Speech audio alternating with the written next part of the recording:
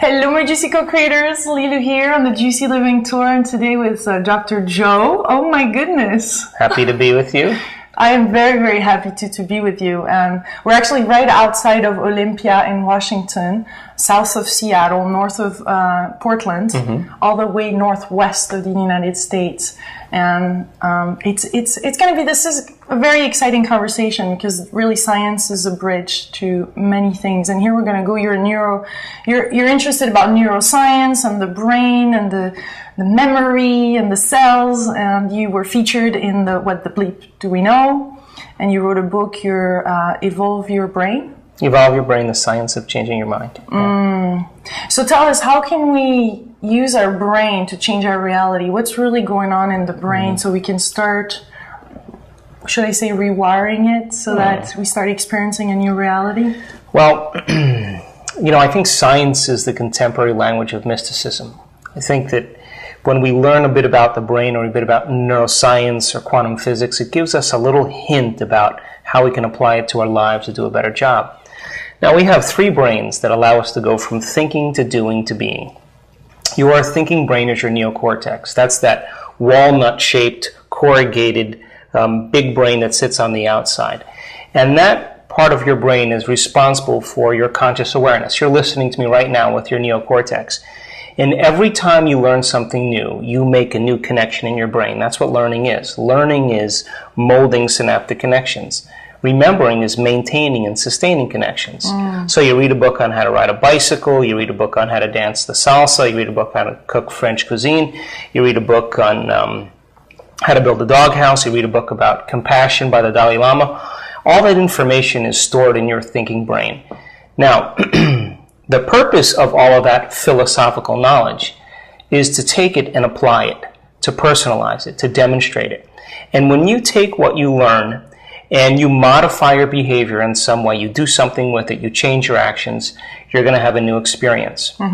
When you have a new experience, gangs of neurons begin to organize themselves to reflect the event. So when you're in the midst of an experience, everything you're seeing and smelling and tasting and feeling and hearing, all of your five senses are immersed in the environmental experience. And as all of the sensory data rushes back to your brain through five different pathways, jungles of neurons organize themselves and string into place. And the moment they organize into a pattern, the brain releases a chemical, and that chemical is called a feeling or an emotion. So feelings and emotions then are the end product of past experience. So let's say you read the book by the Dalai Lama or about compassion, or you read a book about forgiveness. And you could repeat all that information. It was all theory. It was all fact, it was knowledge, it was void of experience. But when you actually forgive someone or you demonstrate compassion, the moment you feel what that feeling feels like, the emotions that you're experiencing are teaching your body what your mind has intellectually understood. So knowledge is for the mind and experience is for the body. So the moment you get your behaviors to match your intentions, or you get your actions equal to your thoughts, the moment you align mind and body, you're going to have a new experience, and that new experience is going to produce a new emotion. And the moment you have a new experience that produces a new emotion, your body is genetically changing to reflect a new environmental experience. That's called evolution. And when you do that, the second brain becomes activated, the limbic brain or the emotional brain or the chemical brain. But it's not enough to do it once. We have to be able to repeat the experience, be able to do it over and over again. And whenever you can replicate an experience at will, when you can do it over and over and over again, there comes a moment where you activate that third brain called the cerebellum. And when you can do something over and over again, you've done it so many times that you no longer have to think about it. Now you're in a state of being. And a state of being is when mind and body are working together, or better said, you've practiced it so many times that your body knows as well as your brain. And the moment your body knows as well as your brain, or your mind and body are one, that's called being it. And when we're in a state of being, the quantum field or the universal principle says that everything responds to who we're being. So that evolution using the brain from going from thinking to doing to being is really the steps we take to be able to do a better job in our life. So before we go in this really beautiful bliss state where everything is pure synchronicity, magic, we can even say, and really this really, really beautiful, deep, joyful experience. There's those challenges. There's those patterns that have been there for many, many, many years. How do we break through that? How do we even start to forgive somebody, for example, that has been there, and we have a lot of resentment and anger? Sure. And the paths are going like this. Well, let's talk about that, because that's really the basis of why it's so hard to change.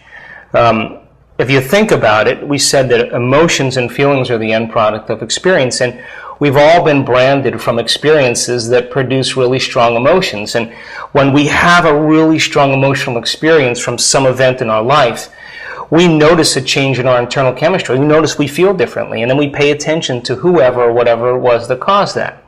Now, every time there's an emotional reaction to some experience, good or bad, traumatic or crisis or whatever, there's a refractory period of chemicals that's created. And if you don't know how to control that chemical reaction, and you let those emotions linger for hours or days, that's called a mood. Well, what's wrong with you? Oh, I'm in a mood. Why are you in a mood? Well, this thing happened to me 5 days ago. Now, if you keep that refractory period going on for months on end, weeks or months, that's called a temperament. Why is she so angry? Oh, well, I don't know. Why are you so angry? Well, this thing happened to me 11 months ago, and I'm memorizing my emotional reaction. Now, if you keep that refractory period going for years on end, that's called a personality trait. So we tend to have experiences that produce strong emotions, and those emotions tend to drive the way we think and the way we behave. And that emotion then becomes one long refractory period that becomes part of our personality. If we want to change then that emotion, or change some aspect of ourselves, we have to begin to unmemorize that emotion, because that emotion colors us and flavors how we think and act. Now here's the problem. Those emotions that we respond to that creates, the emotions of anger and judgment and hatred and fear and anxiety and pain and suffering, the chemicals that are created in the body from those emotions are highly addictive. They give the body a rush of energy, and what happens over time is people become unconsciously addicted to the emotion to reaffirm who they are connected to some past experience. So the person may consciously want to try to change, but they've memorized an emotion that's pretty much become part of their identity. So take it a step further. If the person's had an experience that produced a very strong emotion, and that emotion is driving the way they think and the way they behave, we could say then, the moment the person has a thought, the thought produces a chemical in their brain that signals their body for them to feel exactly the way they were just thinking, unhappy or negative. The moment they feel negative, they think more negative thoughts. And this cycle of thinking and feeling and feeling and thinking over time conditions the body to memorize that emotion better than the conscious mind. And whenever the body knows better than the mind, that's called a habit. A habit is when the body is the mind. Now, 95% of who we are by the time we're 35 years old sits in a subconscious memory system, a set of memorized behaviors and emotional reactions that are happening behind the scenes of our awareness. So now the person wants to try to change and use 5% of their conscious mind to go against 95% of what they memorize. So they think positively, but they feel negatively. So mind and body are in opposition. They pray for a new life, and they set their intention for a great future, but they feel guilty. It's mind and body in opposition. We have to recondition the body to the new mind. And that's what meditation is about. Meditation, the whole purpose of meditation, is to actually get into the operating system of the subconscious and begin to make measurable changes. And the word meditation literally means, in Tibetan, to become familiar with.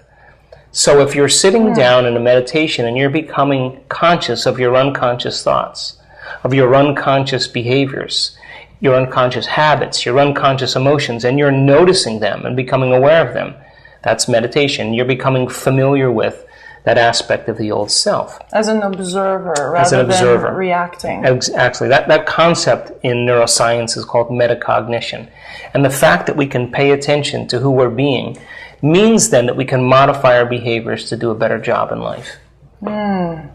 But yet they come up. So what do we do when they're coming up so that we change and rewire it in that moment? You're saying only meditation can do that? No, I'm not saying only meditation can do it. I mean, the process of change requires unlearning and relearning. It requires breaking the habit of an old self and reinventing a new self. Yeah. It requires what we call in neuroscience pruning synaptic connections, breaking apart those circuits, and then sprouting new connections. It requires unmemorizing an emotion that's been stored in the body and then reconditioning the body to a new mind or to a new emotion. It requires literally losing your mind and creating a new one. It requires changing your energy.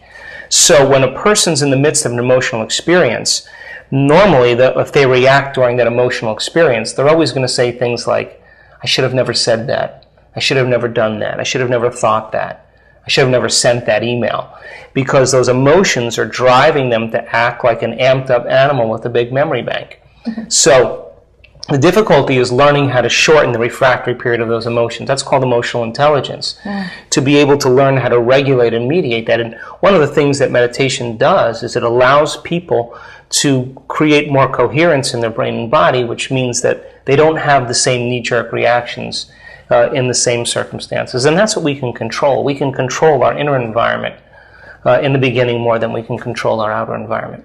So as those thoughts emerge, let's say in meditation, we're in the space of observing them, where anger comes up or frustration, and then we would just notice them and go back to the meditation, and therefore once we're in life, we have that similar reaction? If you think about it, if you're in a meditation and your body has been conditioned to be the mind, right?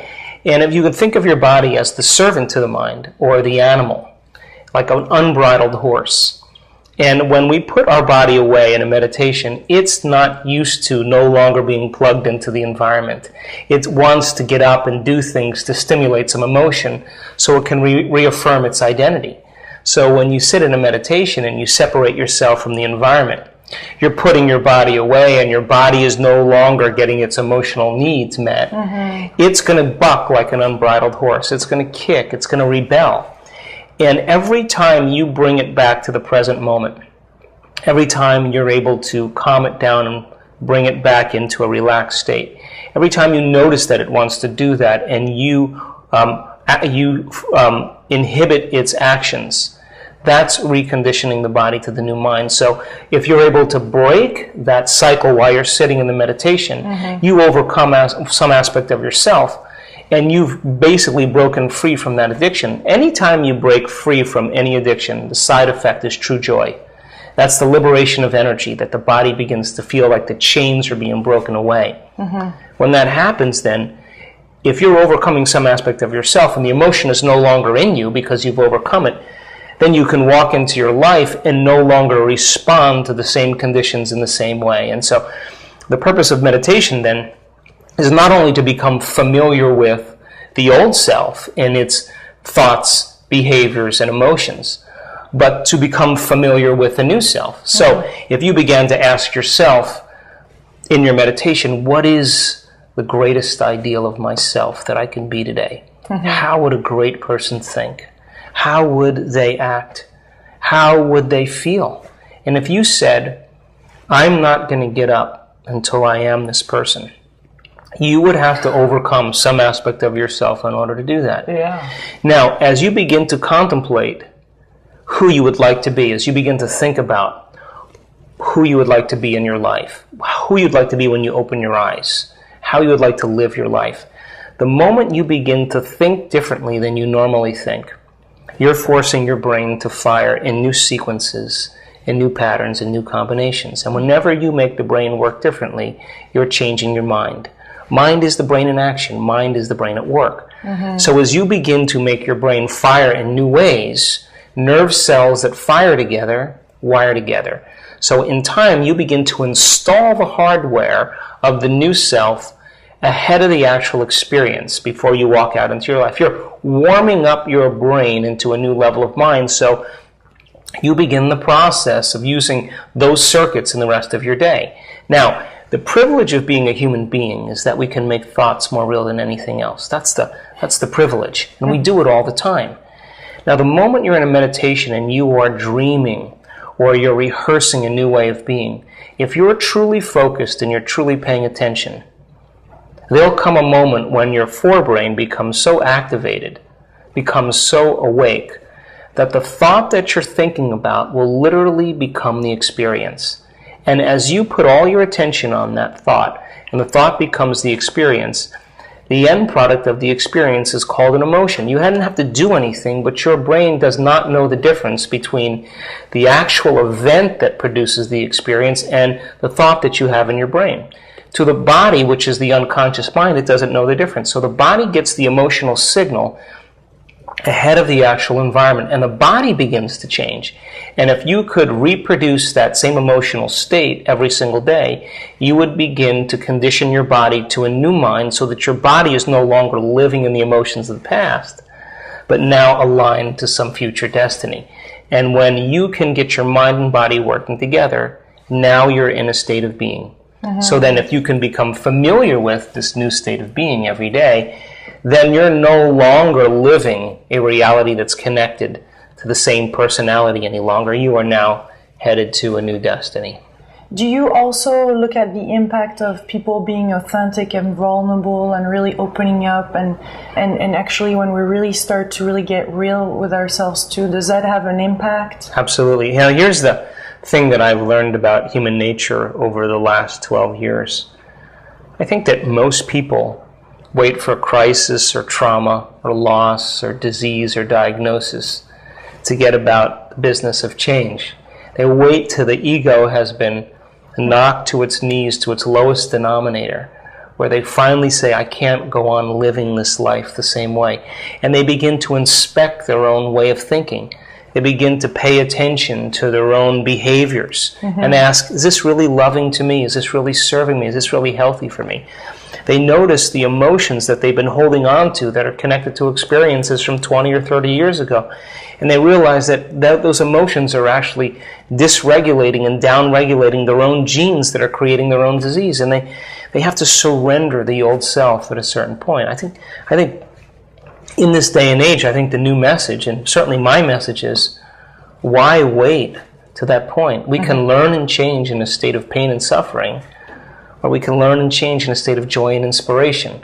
And so getting truthful with yourself, to know thyself, that's another definition of meditation, to become so aware, to become so conscious of those unconscious programs that they would never slip by unnoticed. And so we have to ask ourselves, you know, do I want to allow a thought to go by my conscious awareness that I don't want to experience? So you get to a point where you begin to become the king or the queen on the throne, and you say, that thought may not pass today, because if I allow it to pass, it's going to stimulate my brainstem and turn me into a familiar state of being. So that denaturing of the ego and the personality requires an authenticity and a level of awareness and a level of self-honesty that we can actually do every single day without having crisis or trauma. We can do it because we're excited to be alive.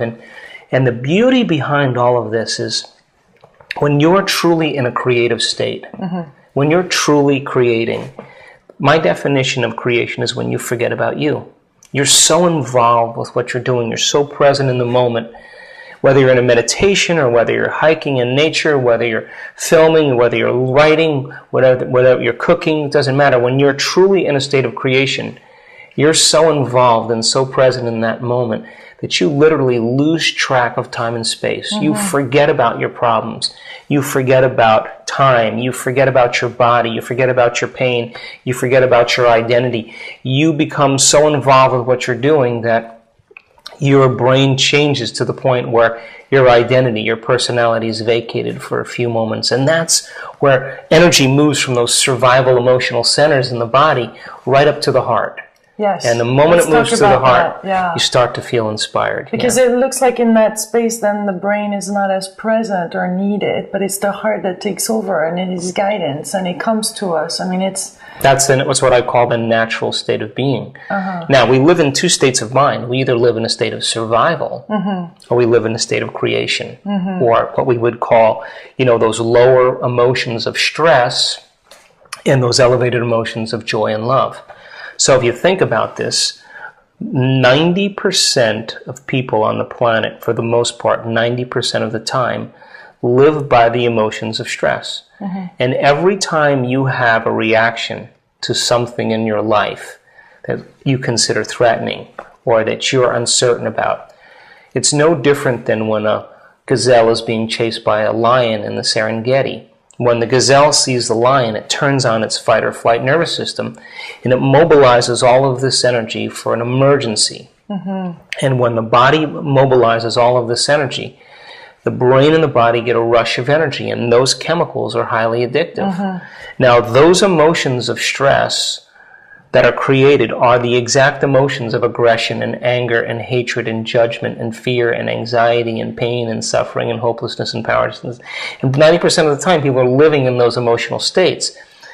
And those emotional states endorse the ego to become very selfish, very self-involved, very self-indulgent, very self-centered, very self-important, full of self-pity. It's all about the self, because when the gazelle is being chased by the lion, she's only concerned about three things: my body, the environment, and time.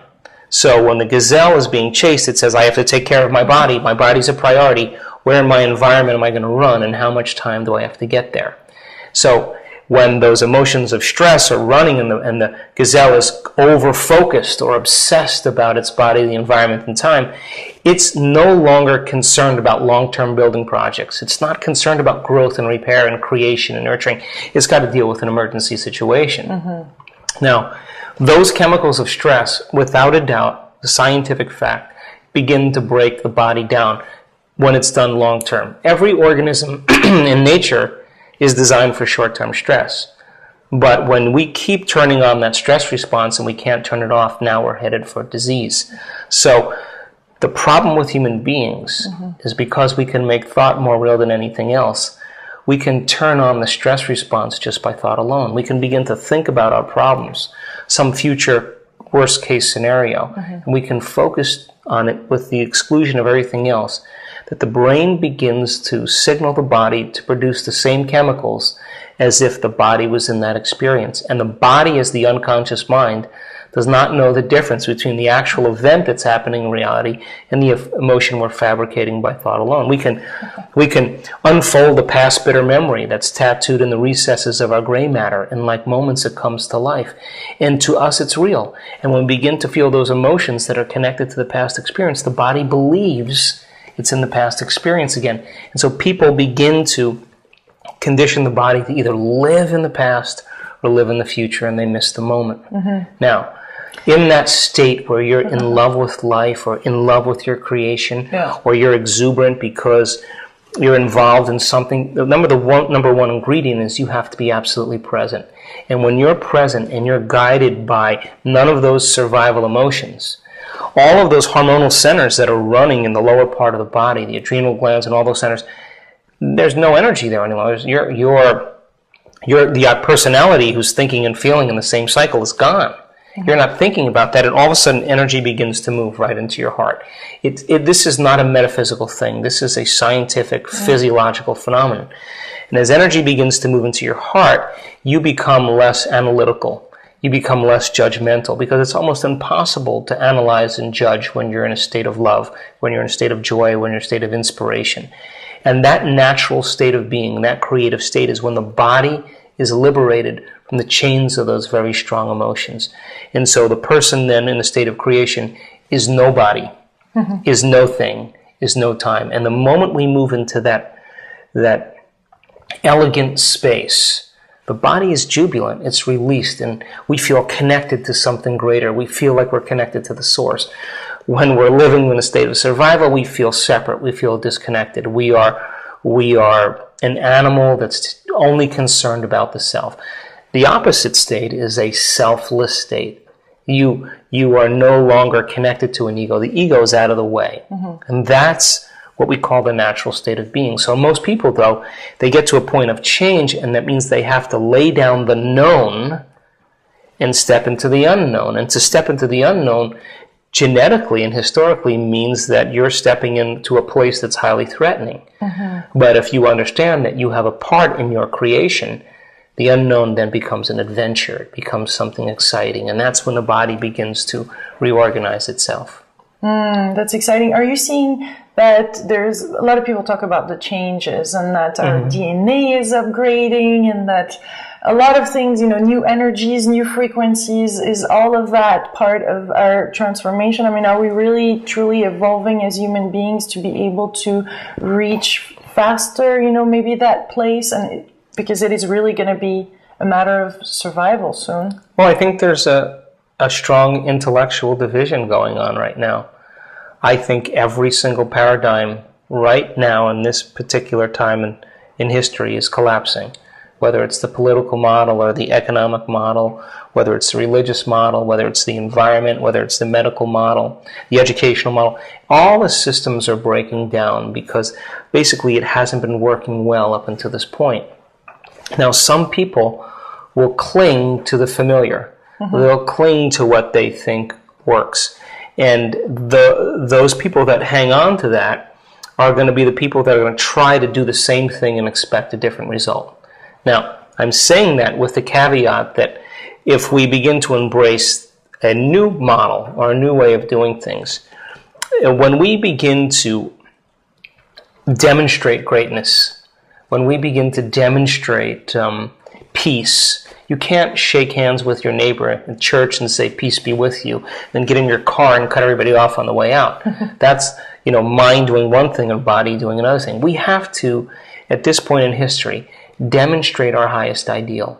And when we begin to be the change in a certain way, and we begin to modify our behaviors to have new experiences, the genes then begin to get signaled, and we begin to upscale our genetics and our brain's hardware.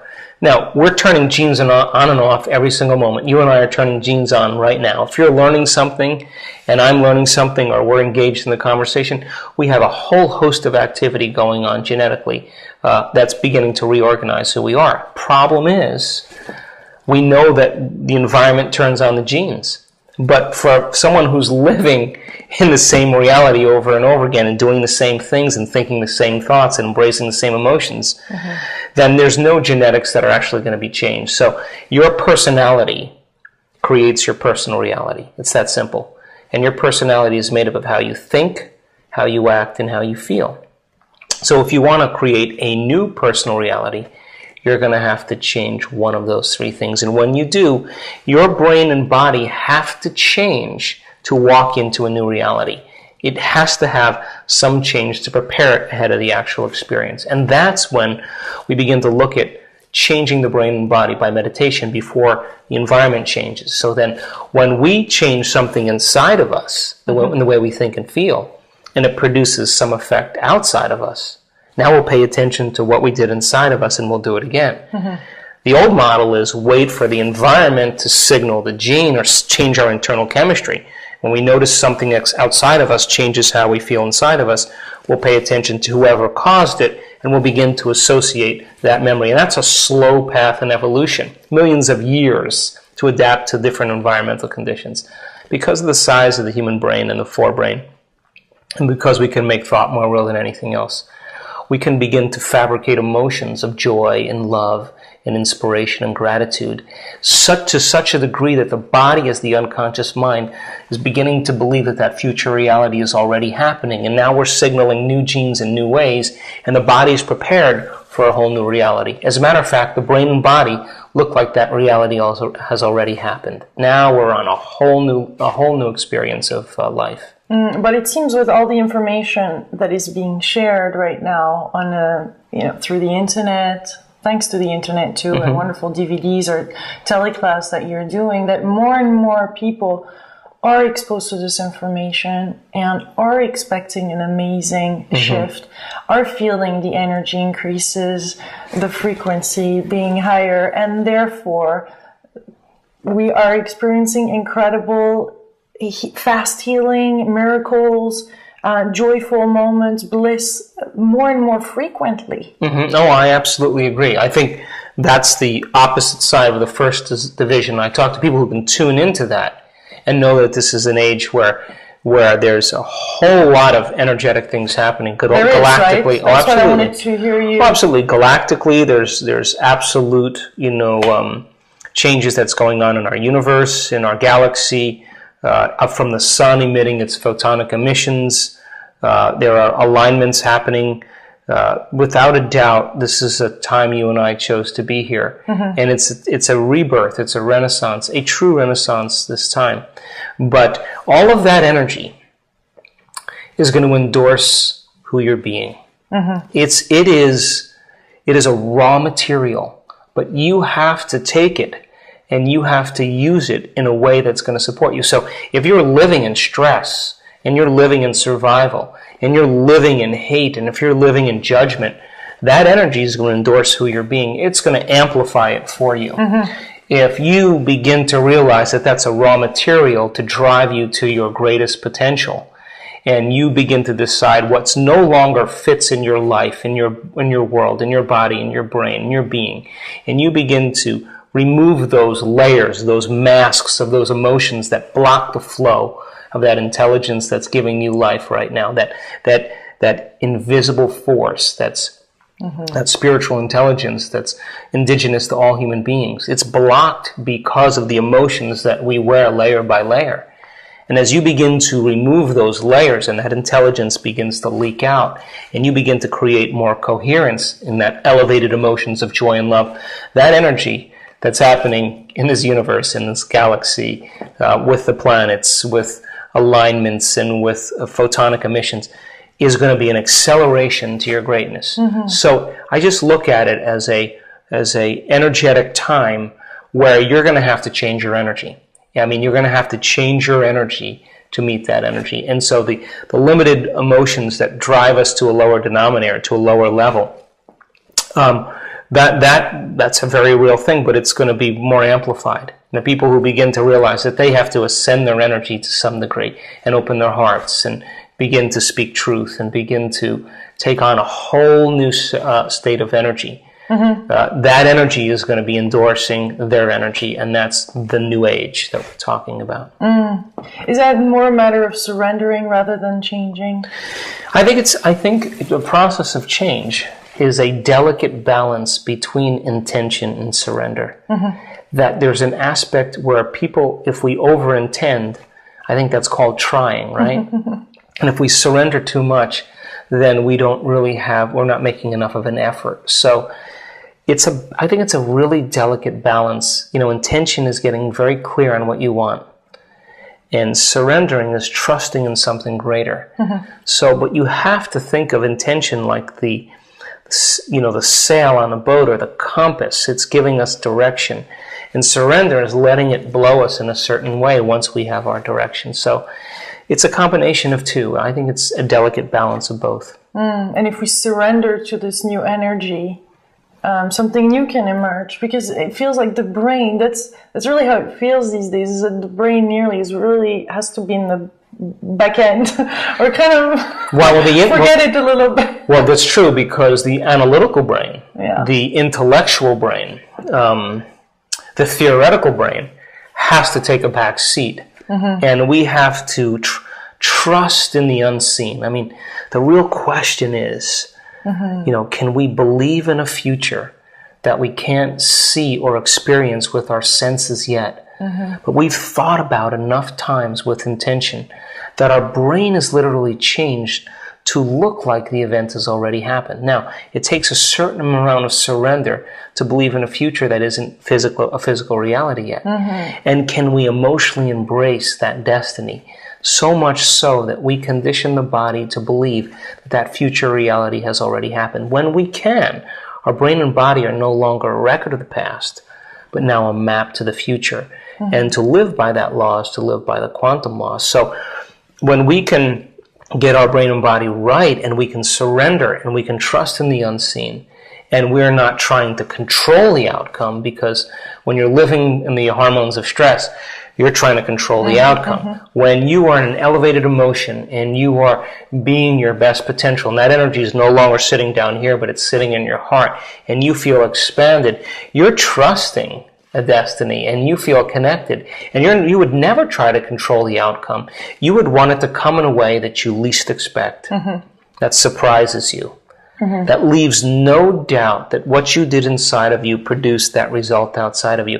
You know it's going to happen. You just don't know when and you don't know how. And that's what surrender is. That's the quantum surprise that we all want in our lives. But there's this knowing. There's this knowing inside, or this intuition. There's this kind of seed that is planted. There's this potential that we feel ahead. Absolutely. And that drives us. Exactly. So did the brain create that? I mean... I think it's a delicate balance between the brain and the heart, mind and body. And so the brain gets clear on what it wants. So, for example, I always like to make it very practical. Thank you for that. If a person says, I want to become wealthy, or I want to become healthy, or I want a meaningful relationship. All of the above. All the above. And I want to be happy, throw in a little happiness, right? And people say to me every time I'm interviewed, well, how do we get happy? And I always say the first step is to stop being unhappy, which means you got to become aware of those thoughts that make you unhappy. You got to become aware of those behaviors. You got to become aware of those emotions that are making you feel that way. And that process is a meditative process. It's an introspective process. Now, but when I said to you, get clear on what you want out of those four things, you would say, well, I want to have wealth, and I want to have these things, and I want to live in this place, and you would have a laundry list of items. Now, that's your brain beginning to use all the stored knowledge and experience in your brain and seamlessly piece it together to create a model or an ideal that you can fix your brain on. Which is limited. But it is a destiny that you're projecting towards, right? You still have to get clear of those things that you want. You would also have to say, in order for me to be healthy, I would want to feel vital, I want to feel alive, I want to have extra energy, I want to eat well, I want to exercise, I want to sleep 6 hours instead of 8 hours, I want to, you would list those things that you would want. Now, that's the brain just getting clear on what it wants. That's intention. And if you said, well, I want to have such a feeling in my heart that it's so clear, it's so joyful that nothing outside of me could move me from it. That's the happiness I want. And if you said, in a relationship, I want a person who's so independent and doesn't need me or anything, and that we come together and we celebrate our accomplishments, and when we're moved off our center, we can communicate, and then we can really regroup, and then we can move as a team together, and we are moving with the same purpose, and that's called trust. And you develop this idea. Well, that is you taking the anchor out of the past and beginning to throw it into the future. It's important to use the brain to get clear on what we want. Now, that's all the brain needs to do. After that, once it gets clear on what it wants, then the next step is to begin to open our hearts and trust in that outcome without any evidence. Now, that surrendering process is not an easy process because it goes against our very genetics. Why would you give thanks for something that you haven't had yet? You usually wait to get it before you give thanks, right? But if you can allow yourself to get clear on what you want, and then you can open your heart and begin to feel how it would feel when you had all of those things. The moment you begin to open your heart and you begin to give thanks ahead of the actual experience, the moment you do that, your body is beginning to believe that that future event is happening to you now, because the body, as the unconscious mind, is getting the signal of gratitude, which means the event has already happened. Now, that kind of surrender, that kind of trust, is leaving behind the physical evidence. It's leaving behind the body, the environment, and time. And that kind of level of surrender is when we know that we know. When your heart is open and your mind is clear, and you are in a state of being, that level of certainty, that level of knowingness is what people say, how do you know it's going to happen? And you say, I just know. Well, how do you know? Because I'm changed. I feel it. I know that I know. And my definition of enlightenment is knowing that you know. And that is a great place to be, because no one can take it away from you at that point. I love the stepping in the unknown too, because that is huge. The only way we can get to anywhere at this point is stepping into the unknown. And that's an interesting concept, because everybody will stand up and cheer about the unknown, you know, but the unknown is like jumping off a 40-foot cliff. Yeah. You can walk up, we could stand here and have... It's a quantum leap. It is a leap. You and I can have a great conversation about the unknown, and then you get ready to leave your life, or you get to leave the familiar. It's like standing on the cliff. Everybody gets up to that point, and they go, ooh, boy, I bet you that water's cold, and boy, that's looking pretty deep down there, and you know, my father was really overbearing, and God, you know, the wind's blowing the wrong way. We start to analyze our change, and everybody backs away. You have to just step out into the unknown, and you have to be big and bold enough to know that you are the creator of your own destiny, and that the universe always works in our favor. And when you begin to understand that the things that keep showing up in our life are because those are the thoughts we never paid attention to that keep us returning back to the familiar. So if emotions are the end product of past experience, and you're living by the same emotion every day, then you're going to have a familiar life. Because emotions are energy in motion, which means that familiar emotion is going to keep creating the same familiar reality. And that emotion is going to drive your thoughts, and those thoughts are going to drive your emotions, and you're going to keep creating the same destiny. To step out into the unknown is to literally lay down the identity for a period of time and trust in the unseen. And that I think is where people in history right now, it's what they want. People want, they don't want to know about the old paradigms of religion or the old models of women and men. And no one cares politics. No one cares about. Everybody wants to be empowered by themselves. And when you have a group of people that are truly empowered by themselves, we have a tremendous amount of freedom. We have new inventions. We have genius mind. We have cooperation amongst humanity where I'm caring about you and you're caring about me. And when we make a choice, we consider the whole, not just ourself. When you live in survival and you live by those limited emotions, you're only concerned about the self. You break out of those emotional states that are addictive, and the body's liberated, and you're in a selfless state. You're only thinking about how you're going to make a difference, how you're going to contribute. And that is the new world that we're hopefully walking into. What are you working on now? What are some of the things that you're looking at? So did neuroscience really evolve, or is that a place where a lot of you're sharing a lot of information and new things are coming on board? What's really exciting there? Well, in your world, I tell can you, rock our world too. Well, we're doing a lot of workshops around the world right now. We have workshops, transformational workshops, and we have people being healed of cancer, being healed of, lupus. We have people having amazing experiences, or rewriting their genes. We've had amazing things take place. And so I think that my interest completely is to inspire people to be the living example of all of this. I always say that, all of this is really good dinner conversation, but hardly anybody's ever changed from it. The people who say, I want to apply this to my life. I want to see if I could actually produce an effect in my world by changing the way I think and the way I feel. Now, the workshops that we're doing are producing dramatic effects, because if the person's living by resentment for 25 years, the emotion of resentment has become so memorized that the body literally is swimming in that emotional state, and it keeps signaling the same gene that ultimately creates the cancer or disease.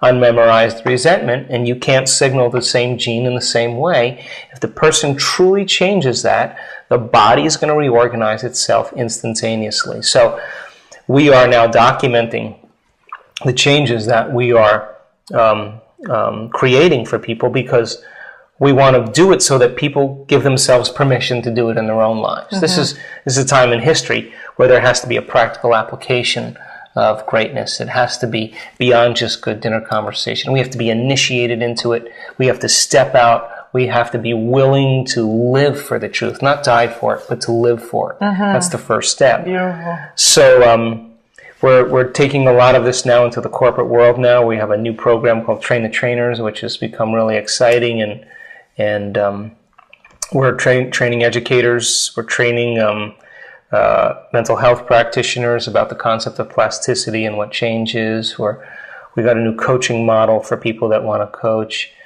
And I just finished my second book, and that's coming out at the beginning of the year, so that's exciting too. Good. Yeah. Hopefully we'll talk about it then. Yeah. Well, this was so much fun. Thank you. You're welcome. Very insightful. Great. Beautiful. Juicy, isn't it? Really juicy. Thank you. You're welcome. Thank you. Well, much love, my beautiful co-creators, and we'll see you next time. Actually, we're going to Ashland to see Neil Donald Walsh and Gary Zukav. So much love. Bye. Ciao. Ciao, ciao.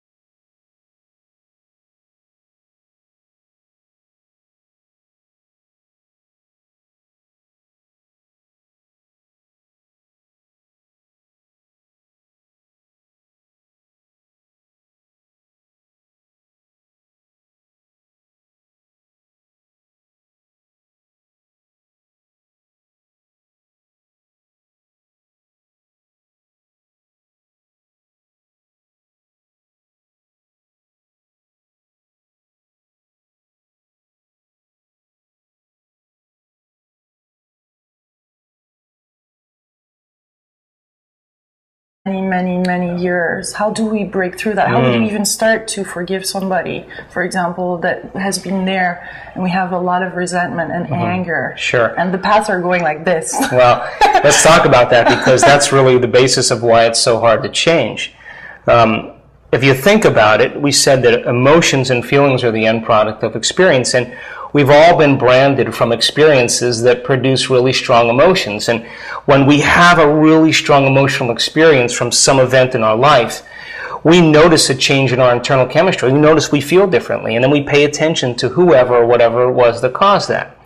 Now, every time there's an emotional reaction to some experience, good or bad, traumatic or crisis or whatever, there's a refractory period of chemicals that's created. And if you don't know how to control that chemical reaction, and you let those emotions linger for hours or days, that's called a mood. Well, what's wrong with you? Oh, I'm in a mood. Why are you in a mood? Well, this thing happened to me 5 days ago. Now, if you keep that refractory period going on for months on end, weeks or months, that's called a temperament. Why is she so angry? Oh, well, I don't know. Why are you so angry? Well, this thing happened to me 11 months ago. Activated the limbic brain or the emotional brain or the chemical brain. But it's not enough to do it once. We have to be able to repeat the experience, be able to do it over and over again. And whenever you can replicate an experience at will, when you can do it over and over and over again, there comes a moment where you activate that third brain called the cerebellum. And when you can do something over and over again, you've done it so many times that you no longer have to think about it. Now you're in a state of being. And a state of being is when mind and body are working together, or better said, you've practiced it so many times that your body knows as well as your brain. And the moment your body knows as well as your brain, or your mind and body are one, that's called being it. And when we're in a state of being, the quantum field or the universal principle says that everything responds to who we're being. So that evolution using the brain from going from thinking to doing to being is really the steps we take to be able to do a better job in our life. So before we go in this really beautiful bliss state where everything is pure synchronicity, magic, we can even say, and really this really, really beautiful, deep, joyful experience, there's those challenges, there's those patterns that have been there for many. First in the environmental experience. And as all of the sensory data rushes back to your brain through 5 different pathways, jungles of neurons organize themselves and string into place. And the moment they organize into a pattern, the brain releases a chemical, and that chemical is called a feeling or an emotion. So feelings and emotions then are the end product of past experience. So let's say you read the book by the Dalai Lama or about compassion, or you read a book about forgiveness. And you could repeat all that information. It was all theory. It was all fact. It was knowledge. It was void of experience. But when you actually forgive someone or you demonstrate compassion, the moment you feel what that feeling feels like, the emotions that you're experiencing are teaching your body what your mind has intellectually understood. So knowledge is for the mind and experience is for the body. So the moment you get your behaviors to match your intentions, or you get your actions equal to your thoughts, the moment you align mind and body, you're going to have a new experience, and that new experience is going to produce a new emotion. And the moment you have a new experience that produces a new emotion, your body is genetically changing to reflect a new environmental experience. That's called evolution. And when you do that, the second brain becomes active. We have three brains that allow us to go from thinking to doing to being. Your thinking brain is your neocortex. That's that walnut-shaped, corrugated, big brain that sits on the outside. And that part of your brain is responsible for your conscious awareness. You're listening to me right now with your neocortex. And every time you learn something new, you make a new connection in your brain. That's what learning is. Learning is molding synaptic connections. Remembering is maintaining and sustaining connections. So you read a book on how to ride a bicycle, you read a book on how to dance the salsa, you read a book on how to cook French cuisine, you read a book on how to build a doghouse, you read a book about compassion by the Dalai Lama. All that information is stored in your thinking brain. Now, the purpose of all of that philosophical knowledge is to take it and apply it, to personalize it, to demonstrate it. And when you take what you learn and you modify your behavior in some way, you do something with it, you change your actions, you're going to have a new experience. When you have a new experience, gangs of neurons begin to organize themselves to reflect the event. So when you're in the midst of an experience, everything you're seeing and smelling and tasting and feeling and hearing, all of your five senses are immersed. Hello, my Juicy co-creators. Lilu here on the Juicy Living Tour, and today with Dr. Joe. Oh my goodness. Happy to be with you. I am very, very happy to be with you. We're actually right outside of Olympia in Washington, south of Seattle, north of Portland, all the way northwest of the United States. And it's going to be, this is a very exciting conversation because really science is a bridge to many things. And here we're going to go, you're interested about neuroscience and the brain and the memory and the cells, and you were featured in the What the Bleep Do We Know? And you wrote a book, your Evolve Your Brain. Evolve Your Brain, the Science of Changing Your Mind. So tell us, how can we use our brain to change our reality? What's really going on in the brain so we can start, should I say, rewiring it so that we start experiencing a new reality? Well, I think science is the contemporary language of mysticism. I think that when we learn a bit about the brain or a bit about neuroscience or quantum physics, it gives us a little hint about how we can apply it to our lives to do a better job. Now, we